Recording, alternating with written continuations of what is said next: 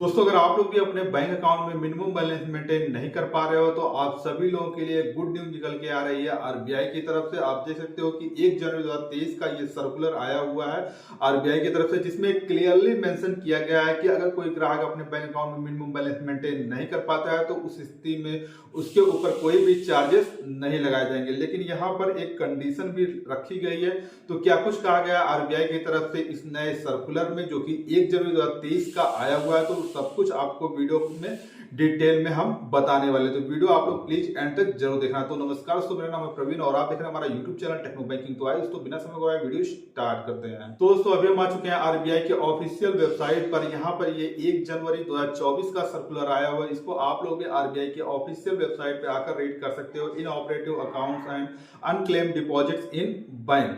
तो देखिए, ये जो सर्कुलर है काफी लंबा चौड़ा, करीब 3-4 पेज में इसको बताया गया है, लेकिन मैं आप लोग को बिल्कुल इजी लैंग्वेज और शॉर्ट में समझाने की पूरी कोशिश करूंगा। तो देखिए, इसमें यही बताया गया कि ऐसे सभी इन ऑपरेटिव अकाउंट जिसमें पिछले 2 साल से कोई भी ट्रांजेक्शन नहीं हुआ है, तो उस स्थिति में बैंक वहां पर किसी भी प्रकार का कोई भी मिनिमम बैलेंस मेंटेन ना करने के कारण आपसे चार्जेस नहीं ले सकती। यानी कि जो अकाउंट रनिंग स्थिति में, एक्टिव स्थिति में, उस पर तो अगर आप लोग मिनिमम बैलेंस मेंटेन नहीं करते हो तो उस पर तो चार्जेस लगेंगे, है ना। लेकिन अगर वो अकाउंट इन ऑपरेटिव श्रेणी में चला गया है बैंक की तरफ से, तो उस पर बैंक आपसे कोई भी चार्जेस अब मिनिमम बैलेंस मेंटेन ना करने के कारण ले नहीं सकते, है ना।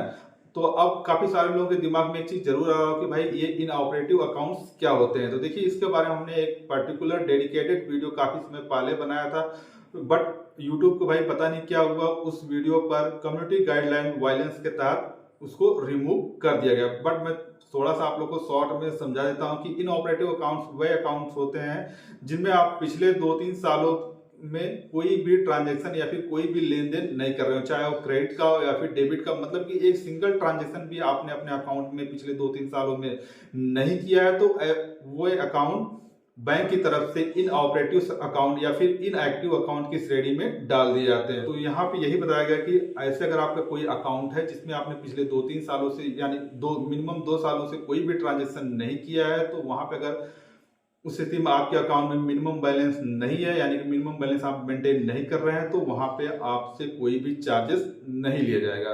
फ्रेंड्स, ये तो हो गया फर्स्ट रूल। अब आप लोग को सेकंड रूल के बारे में भी बता देते हैं। तो ऐसे सभी बैंक अकाउंट जो कि स्कॉलरशिप या फिर डीबीटी, डीबीटी मतलब कि डायरेक्ट बेनिफिट ट्रांसफर, जैसे कि जनधन अकाउंट वगैरह आ गया, तो ऐसे सभी अकाउंट जो कि स्कॉलरशिप या फिर डीबीटी के लिए ओपन किए गए हैं, उन अकाउंट को बैंक निष्क्रिय यानी कि इन ऑपरेटिव या फिर इन एक्टिव की श्रेणी में नहीं डाल सकते। चाहे उस अकाउंट, बैंक अकाउंट में पिछले 2-3 सालों यानी कि मिनिमम 2 सालों में कोई भी ट्रांजेक्शन ना भी हुआ हो, तो भी बैंक उन अकाउंट्स को निष्क्रिय यानी कि इन ऑपरेटिव अकाउंट्स की श्रेणी में नहीं डाल सकते हैं। याद रखिएगा, इसमें सिर्फ 2 ही बैंक अकाउंट को शामिल किया गया है, स्कॉलरशिप वाले और डीबीटी वाले। इसके साथ ही बैंक अगर किसी कस्टमर के अकाउंट को इन ऑपरेटिव यानी कि निष्क्रिय अकाउंट की श्रेणी में डालता है, तो वहां पे उस स्थिति में बैंक की ये जिम्मेदारी बनती है कि भाई उस कस्टमर को ईमेल के जरिए, एसएमएस के जरिए या फिर उसके जो भी कम्युनिकेशन एड्रेस है उसके जरिए वहां पे लेटर वगैरह भेज के उसको, मतलब किसी भी तरीके से सबसे पहले बताया कि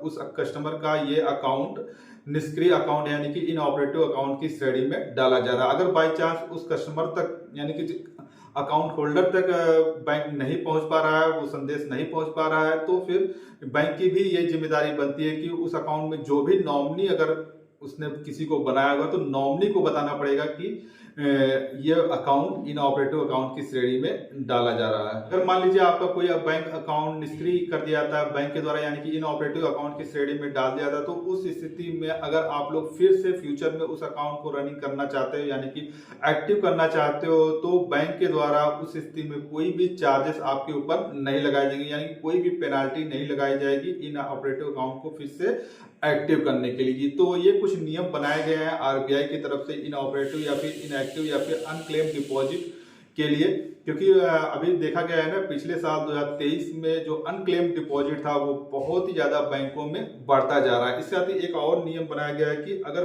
बाई चांस अगर आपका कोई बैंक अकाउंट निष्क्रिय कर दिया था बैंक की तरफ से और पिछले 10 सालों से आपने उसमें कोई भी ट्रांजेक्शन, याद रखिएगा 10 सालों से अगर आपने उसमें कोई भी ट्रांजेक्शन वगैरह नहीं किया गया, तो बैंक की जिम्मेदारी ये भी बनती है कि जितना भी वो अनक्लेम डिपॉजिट होगा, यानी कि जितना भी उसमें पैसा बचा होगा ना, वो बैंक को आरबीआई को देना पड़ेगा। और सबसे पहले उसकी सूचना देनी पड़ेगी आरबीआई को, उसके बाद फिर आरबीआई का जो भी डिपॉजिट वगैरह होगा उसमें उसको जमा करना पड़ेगा, जो भी अनक्लेम डिपॉजिट बैंक के पास कस्टमर का रह गया है। सो फ्रेंड्स, आज की वीडियो में बस इतना सा। अगर आप लोग को वीडियो पसंद आया तो भाई वीडियो को आप लोग एटलीस्ट एक लाइक जरूर कर देना, जैसे अपने सभी फ्रेंड्स साथ शेयर जरूर कर देना, क्योंकि बहुत ही इंपॉर्टेंट और गुड न्यूज मैंने आप लोग को दी है। तो भाई वीडियो को शेयर करना बनता है। साथ ही अगर आप लोग इसके बारे में ज्यादा डिटेल में जानकारी लेना चाहते हो तो 1 जनवरी 2024 का ये सर्कुलर आप लोग अगर रीड कर सकते हो, inoperative accounts and unclaimed deposits in bank वाला। ओके, तो लगभग मैंने सारा टॉपिक आप लोग के क्लियर कर दिया है। सो फ्रेंड्स, बस आज की वीडियो में बस इतना सा है। अगर आप लोग चैनल पे नए हो तो चैनल को सब्सक्राइब कर लीजिए। मिलते हैं आप सब नेक्स्ट वीडियो में, तब तक के लिए जय हिंद,